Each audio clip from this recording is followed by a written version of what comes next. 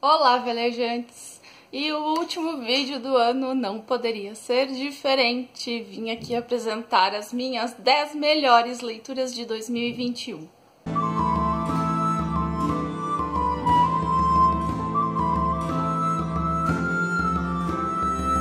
Quem já me acompanha há algum tempo sabe que eu fiz isso ano passado, né? Quando fechou 2020, eu ranqueei os 10 melhores livros que eu li no ano. E agora eu tô aqui pra fazer a mesma coisa sobre 2021. É muito difícil, eu li 65, até agora 65, ainda tem uns dias pra terminar o ano, então, né, talvez até os livros que eu tô em andamento eu no final me arrependa de não ter esperado pra fazer essa lista, talvez eu ia querer incluir, mas tô aqui gravando esse vídeo, hoje já é dia 20 então, de dezembro, então não tem mais muito o que ler. E foi difícil, sempre é difícil escolher, tá?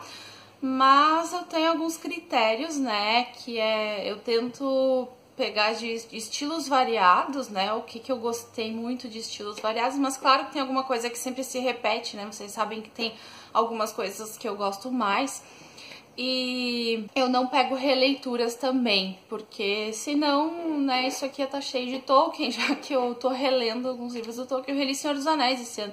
E Senhor dos Anéis, pra mim, é difícil achar algum livro que eu goste mais do que o Senhor dos Anéis, né? Mas eu não vou falar dele aqui, porque foi uma releitura, né? Eu já tinha lido ele antes. Então, só livros inéditos para mim. Então temos livros novos, livros velhos, livros de tudo que é tipo. E vamos começar então pelo 10º colocado. O 10º colocado eu li lá em janeiro e ele foi tão marcante que até agora eu lembro da história, que é A Mulher Ruiva, de Orhan Pamuk. Eu recebi esse livro na caixinha da Tag Curadoria. Esse aqui tem resenha no canal, tá? Vou deixar, senão, acho que não vai caber tudo nos cards, né? Mas eu coloco na descrição do vídeo, tá? Quando tiver vídeos associados a esses livros que eu tô falando aqui. E esse livro aqui vai contar uma história bem interessante. Ele se passa na Turquia, né? O autor é da Turquia. E o personagem principal, ele na juventude, ele era ajudante de um cavador de poços. E poços artesianos, né? Então tem uma série de coisas que acontecem ali na cidade, né? Tudo é novo pra esse rapaz. Aí tem a questão da mulher ruiva, que ele se envolve. A gente tem muito presente aqui o mito do Édipo e alguns outros mitos sobre pais e filhos que se matam por causa de mulher. Enfim, é um livro bem rico culturalmente e é uma história bem surpreendente também, né? Na metade do livro ele dá um salto, então a gente já vê a vida adulta desse rapaz principal depois de alguns acontecimentos ali meio esquisitos, que a gente fica o livro inteiro esperando pra saber qual foi o desfecho, e ele tem um desfecho bem surpreendente também, né? Então gostei bastante, essa leitura me marcou. Ainda quero ler outras coisas do autor, né? Não tive ainda outro contato depois desse livro, mas eu tô sempre olhando ali na Amazon os outros livros dele, então talvez uma hora eu compre alguma outra coisa, né? Mas A Mulher Ruiva, então, ficou com a 10ª colocação. Em nono lugar, coloquei Batismo de Fogo, o livro número 5 da saga The Witcher, escrita pelo polonês Andrzej Sapkowski. Esse livro aqui, ele, na minha opinião, até agora, foi o que eu achei mais bem escrito, mais bem desenvolvida a história, né? Eu ainda tô lendo, eu tô lendo o livro número 6, então eu não terminei a saga, mas até agora é o que eu mais gostei. Então, nessa saga a gente vai conhecer o bruxo Geralt de Rivia, e aqui os bruxos, eles são como se fossem mutantes, né? E nós temos também a classe dos feiticeiros, que já são outra coisa. Nós temos uma feiticeira muito importante na história, que é a Yennefer. Nós temos a Cirilla, que costumava ser uma princesa, mas aconteceu um monte de coisa com a Ciri, coitada. E estamos super em alta, né, The Witcher. A gente teve a 2ª temporada da série da Netflix aí esses dias. Eu vou falar um pouquinho sobre quando eu fizer o vídeo dos lidos e assistidos de dezembro, porque eu já assisti a 2ª temporada. Mas eu tô gostando bastante, é uma série bem legal pra quem gosta de fantasia, tem bastante magia, tem seres mágicos, tem batalhas também. Esse aqui termina com uma batalha bem legal, acho que foi por isso que eu gostei dele também. E não podia deixar de citar nos melhores do ano. E em oitavo lugar eu coloquei um livro que eu falei sobre no Darktubro, O Silêncio da Casa Fria, da inglesa Laura Purcell. Esse livro aqui ele pode ser chamado de romance gótico, de terror sobrenatural e terror psicológico, na minha opinião. Ele é tudo isso. Essa edição aqui é da Dark Side, é um livro muito bonito também. E a autora é contemporânea, né? Ele foi escrito recentemente, mas a história se passa nos séculos 19 e 17, eu acho, vai ficar alternando, pelo que eu me lembro é isso, os séculos. Mas em um dos tempos em essa atmosfera vitoriana, e eu gosto, né, desse tipo de ambientação, dessa coisa gótica em livros desse estilo. Eu adoro histórias de casas mal assombradas, ou que parecem ser mal assombradas. Então é um livro muito legal para quem gosta dessa temática, eu recomendo. E não precisa se assustar, ele não é tão assustador assim, ele é um pouco, mas assim, mesmo quem não gosta de terror, gosta desse livro. Então, super indicado e me marcou bastante, é uma história que eu gostei de ler, por isso que ele tá aqui no oitavo lugar. No sétimo lugar, nós temos um livro bem legal para quem quer começar a ler ficção científica, que é o Kindred, da Octavia Butler. Esse livro aqui a gente leu numa leitura coletiva do Clube das Otárias, mais no início do ano, foi indicação da Jéssica, do Dia de Livro, né? Ela adora ficção científica. E só que esse livro não é só ficção científica, ele também é ficção histórica. E vocês sabem que eu adoro ficção histórica, né? Então, a gente tem aqui nesse contexto a história da Dana, que é uma mulher. Esse livro foi escrito nos anos 70, 80, não me recordo agora exatamente, mas na resenha que eu fiz dele eu falei tudo direitinho, tá? As datas. E a Dana, acontece umas coisas ali, ela vai parar no passado, lá em Maryland, que é um estado dos Estados Unidos, e nessa época que ela vai parar, o estado era escravocrata, né? Ainda tinha alguns estados livres ali nessa época que ela volta, mas onde ela vai é escravocrata. E a Dana é negra, então ela vai ter muitos problemas ali nesse lugar, né? Então tem uma série de coisas, de explicações do porquê que ela fica indo pro passado. É bem legal, a gente tem todo o contexto histórico envolvido e tem a questão da escravidão, que é uma coisa muito horrível, né, que o mundo inteiro passou. Então acho super importante, super válido ler esse livro. Achei a escrita da Octavia ótima, quero ler outras coisas da autora ainda. Até agora não tive a oportunidade de ler outros livros dela, mas eu quero. E esse livro me marcou bastante. Bom, até agora nós tivemos um turco, um polonês, uma inglesa e uma americana. E agora, no sexto lugar, nós temos o primeiro brasileiro da nossa lista desse ano, que é Jorge Amado com Capitães da Areia. Foi meu primeiro contato com o autor. Eu sempre quis ler Jorge Amado porque a minha mãe gosta muito dele, mas eu ainda não tinha tido oportunidade. E esse ano também, em uma leitura coletiva do Clube das Otárias, a gente leu, né, esse clássico da literatura nacional. E é um livro que me arrebatou. Eu achei ele muito interessante, a história é muito sensível, muito forte também em alguns momentos. E ela traz muitas críticas sociais, o que é bem válido também. Então aqui a gente vai conhecer a história de alguns meninos órfãos que vivem na Bahia. Eles moram na praia, num trapiche abandonado, e eles sobrevivem de pequenos furtos. E a gente vai ver a realidade desses meninos, por que eles estão ali, né? O descaso da sociedade com eles, né? Das pessoas, das autoridades. Então é muito importante, eu acho, essa leitura, né? É uma leitura atemporal. Ele foi escrito em 1937 e acho que muitas coisas que estão aqui a gente ainda vê na atualidade, né, no nosso país. Então, super indico, né, esse livro. Tem alguns gatilhos nele, então, né, quem for mais sensível precisa dar uma olhadinha nisso e com calma, talvez. Mas eu achei uma leitura ótima, amei a escrita forma que o Jorge Amado escreve, com certeza quero ler mais coisas dele. E tem resenha aqui no canal também. Eu não poderia deixar de colocar esse livro em algum lugar dessa lista. Foi o livro que eu mais esperei esse ano, né? Foi lançado esse ano, que é O Senhor da Guerra, de Bernard Cornwell. O desfecho épico das Crônicas Saxônicas, esse aqui é o livro 13. Então, fazia muitos anos que eu acompanhava a saga.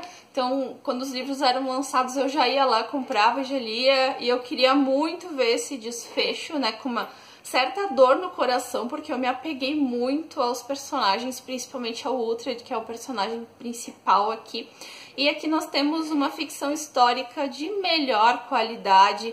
A saga começa lá no Último Reino, quando os nórdicos, os dinamarqueses, os noruegueses invadiram os reinos do que hoje em dia a gente conhece por Inglaterra. Então essa saga, ela vai narrar a formação da Inglaterra, né? Que no início eram reinos livres ali, a gente tinha o Essex, Nortúmbria, e a gente vai ver como que eles se juntaram. E nós temos o Uhtred, que é o nosso personagem principal, que ele é fictício, mas não é tão fictício assim. E ele é um guerreiro formidável, ele é um ótimo estrategista e ele é muito engraçado também, porque ele não é um herói certinho, ele é muito humano. Isso torna essa saga muito divertida, muito leve em alguns momentos, mas também densa em outros, né? Eu me emocionei em vários momentos aqui. E pra quem gosta de ficção histórica, de romance histórico, leia Bernard Cornwell, porque ele é muito bom, as cenas de batalha dele não tem igual, e claro que a gente tem isso aqui, né, nesse livro, no desfecho da saga. E eu fiz resenha, obviamente, falando sobre esse livro também, um livro que me marcou, uma saga que me marcou, e talvez um dia eu leia de novo, de tanto que eu gostei, né, mesmo sendo 13 livros, eu tenho vontade de revisitar ela. No quarto lugar, eu coloquei um clássico do terror, um clássico dos vampiros. A gente leu esse livro na leitura coletiva de outubro, que eu fui a curadora, né? Então já casei com o Darktubro e escolhi o Drácula, de Bram Stoker. É um clássico absoluto, ele dispensa apresentações, é o vampiro mais famoso da literatura, criado pelo irlandês Bram Stoker. E eu tinha lido já uma versão do Drácula no passado, mas é aquelas versões picotadas que fazem, né, que são menores, então não conta como uma releitura, porque é muita coisa que eu li pela primeira vez, por isso que eu coloquei ele na lista.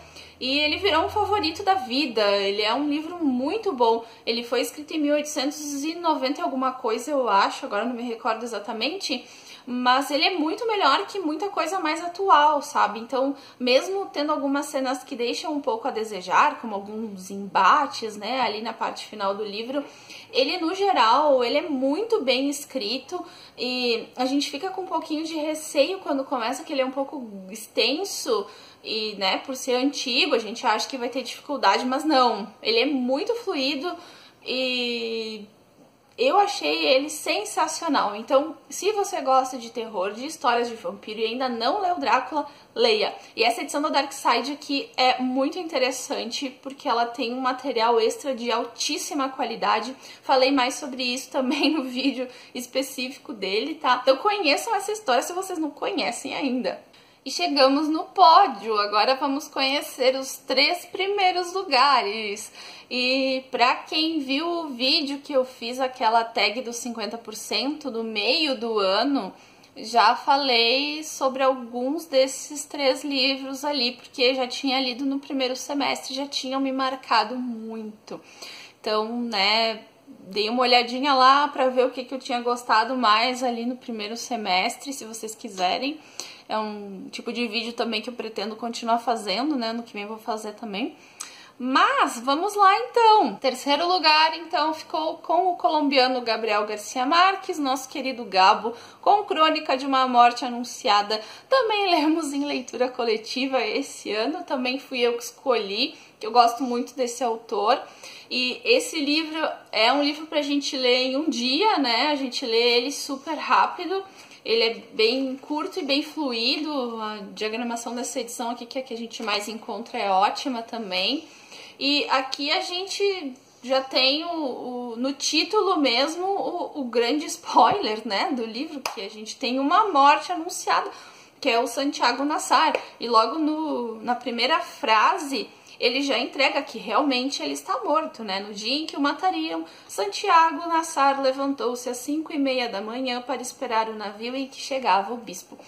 E a partir de então a gente vai ver o desenrolar disso, o que aconteceu, por que mataram o Santiago, né? Todo mundo sabia na cidade e ninguém fez questão de avisar ele de verdade, né? Ficou aquele disse-me-disse, fulano vai falar, não sei o quê. E o Santiago meio que sem saber direito da história.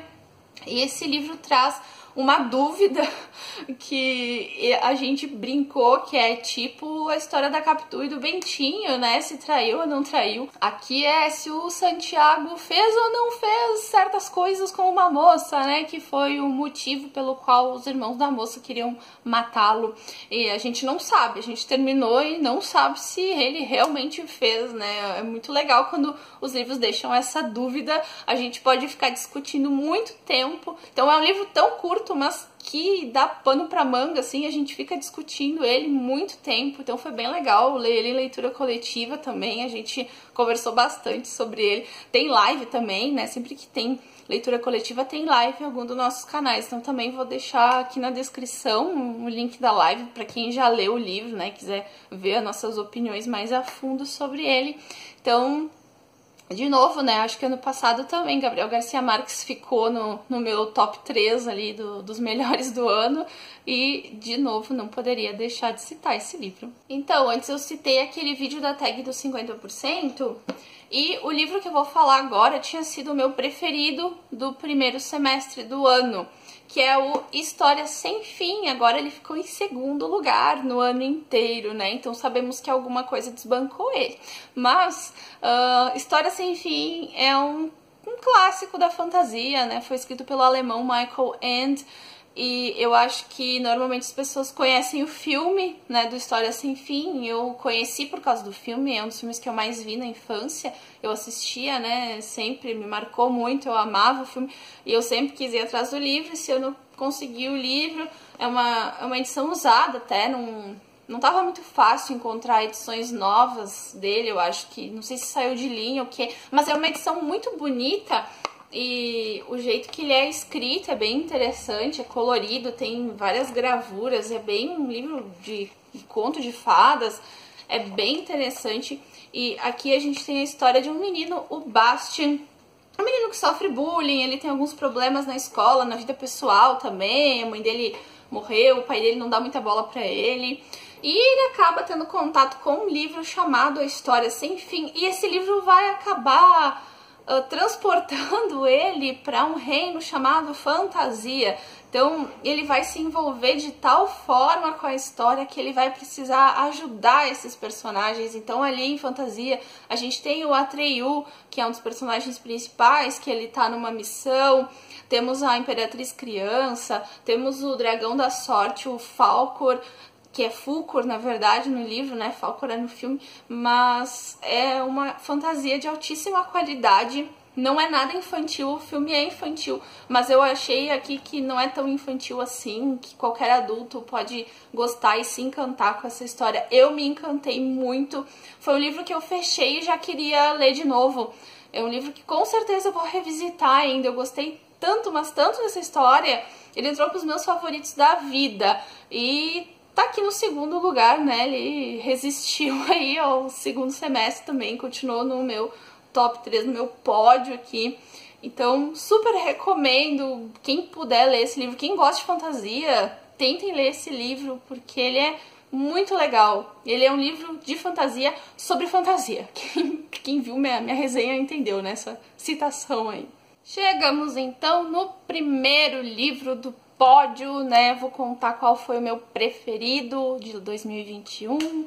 Tive que mexer na câmera, então se tiver alguma coisa diferente é porque eu tive alguns probleminhas aqui.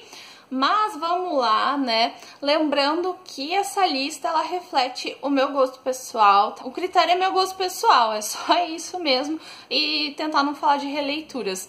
É, basicamente, o que eu gostei mais, o que me tocou mais, o que eu achei, tá? Então, vamos lá. O primeiro lugar ficou com um brasileiro também, o escritor gaúcho Érico Veríssimo, com Incidente em Antares. Esse livro virou um favorito da vida. Eu sempre quis ler Incidente em Antares, porque eu gosto muito do Érico Veríssimo, né? Eu já li outras coisas dele, mas eu ainda não tinha lido, li esse ano. E conforme eu falei já aqui no canal, esse livro ele é dividido em duas partes. A primeira conta, digamos, a formação de Antares, que é uma cidade fictícia. Seria localizada no Rio Grande do Sul, próximo da fronteira com a Argentina. E junto com a formação de Antares, a gente tem um pouquinho da história do Brasil, da história do Rio Grande do Sul. Então, algumas pessoas acham meio maçante essa parte, mas eu achei bem interessante porque aqui a gente já tem algumas críticas sociais, algumas falas bem engraçadas também, né? Porque o Veríssimo, ele era meio debochado, ele fazia crítica sendo debochado, então eu gosto dele, gosto muito da escrita. E a segunda parte é a do incidente propriamente dito, aonde nós vamos ter uma questão com mortos-vivos, né? A gente tem alguns mortos, algumas pessoas que morrem ali e elas não são sepultadas porque muitas pessoas entraram em greve, né? A classe trabalhadora entrou em greve na cidade, inclusive os coveiros. Aí, como essas pessoas ficarem insepultas, elas acordam e levantam e vão protestar na praça porque elas querem ser sepultadas. Mas aí dá uma confusão na praça, os mortos começam a contar os podres dos vivos, né, daquelas pessoas que mandam na cidade, né, coronel e prefeito e não sei o que. É muito legal, é uma sátira. E ele é muito divertido e ao mesmo tempo ele tem passagens muito profundas e cheio de críticas sociais, como eu já falei. Então é um livro muito completo, eu amei ele, eu saí falando dele pra todo mundo, até porque eu acho o Érico Veríssimo meio negligenciado, principalmente pelas editoras, né? Tanto que, olha, essa edição que eu tenho é de sebo. E eu gosto dela, mas o meu sonho é ter uma edição bonita desse livro. E é difícil achar, porque a edição nova do Incidente em Antares é só edição de bolso. E eu não tenho nada contra edições de bolso desde que eu tenha opção, desde que eu compre porque eu quero. Porque não tem uma opção nova desse livro que seja tamanho grande, né? Uma edição bonita, acho que merecia, sabe? Então, meu sonho é que alguém faça uma edição bonita, né? Não só desse, mas de toda a obra do autor, que é tão vasta e tão importante. E é uma dificuldade achar livro bonito dele, achar edições novas. Tanto que a maioria que eu tenho dele é tudo de sebo. Mas, né, tudo bem. O que importa é o conteúdo, né? A gente vai ler a mesma coisa, só coisa de colecionadora de livro chata mesmo que sou, né? Eu gostaria, sim, de ter uma edição bonita do Incidente em Antares, até porque virou um favorito da vida. Mas, enfim, fecha parênteses, super indico esse livro, né? Então, como vocês puderam perceber, ele tem nuances de realismo mágico nele, o que faz dele ser um livro tão especial. E foi a minha melhor leitura, né? Depois de muito pensar, né? Tive que entrar em acordo com todas as minhas personalidades, que são muitas. A gente entrou em consenso que essa ia ser a lista, né? Nessa ordem aqui. Eu sempre depois me arrependo de não ter colocado alguma coisa, né? De não ter citado. Acho que os outros livros foram injustiçados e, de fato, foram, porque eu li muita coisa boa esse ano. Mas eu tive que escolher, né, para fazer esse ranking. E hoje, no dia de hoje, é isso que eu estou pensando, né? Que esses foram os melhores livros que eu li no ano. Espero que vocês tenham gostado de saber, né, o que eu li esse ano mais a fundo, de conhecer a minha listinha. Me contem nos comentários qual foi o melhor livro ou os melhores livros que vocês leram também nesse ano. E, né, estamos chegando no final do ano, então eu desejo um ótimo final de ano para todo mundo e um início de 2022 melhor ainda, que venham muitas leituras, que a gente possa continuar aqui nesses encontros, né, que eu possa continuar vindo aqui falar do que eu li para vocês, que vocês continuem me assistindo também, é isso que eu quero. Obrigada por assistirem até aqui, até o próximo vídeo e tchau!